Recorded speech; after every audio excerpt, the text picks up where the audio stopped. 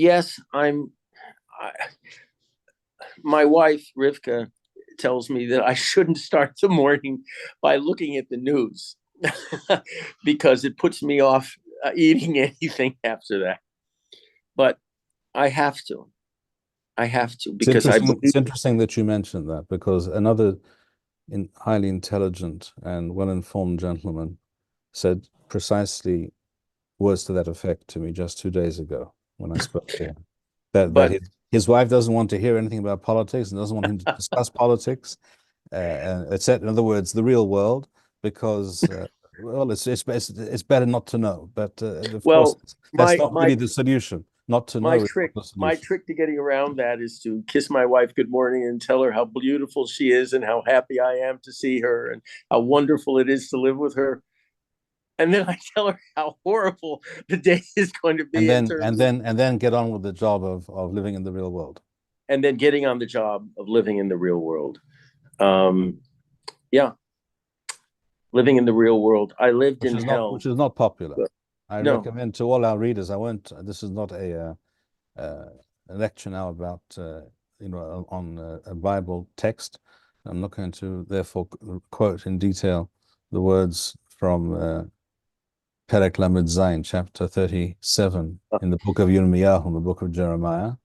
But I recommend to all to open up that chapter and see how men who speak truth uh, frequently their fate is not a pleasant one. I never thought I would live to see the day when I would come home after 35 years and be spat on or be threatened or be given the finger or told I should die or told I should go back to prison. I never thought in a million years that I would come home and be greeted by that. But you know what? I realized that I must be saying something right to elicit that kind of response from our enemies within. I understand that. I don't like it. It doesn't feel very good. It's really sad, but I accept it. And I will continue to speak truth wherever, in whatever form I can address.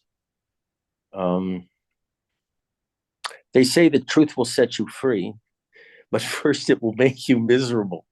Well, I'm going through the misery part right now.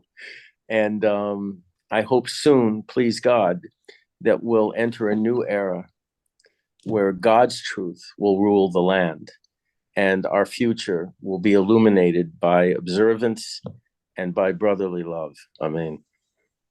Amen. And on that note, and with a one last remonstration, recommendation to everybody to look at Jeremiah chapter 37, chapter 36, and other places in that amazing book of prophecy by Yirmiyahu, Jeremiah the prophet,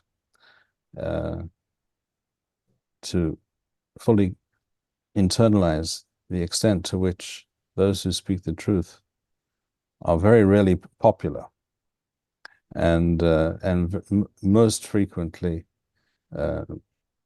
oppressed and dealt in the most harsh and unjustifiable manner. On that note, we shall end for today. Jonathan, thank you once again Thank you. Thank you. for your insights, and wish you and all of Klal Yisrael Shabbat, Shel Shalom, Shel Ha'ara, and Shalom V'Nitzachon. Amen. Peace and victory. Amen. Amen. Amen.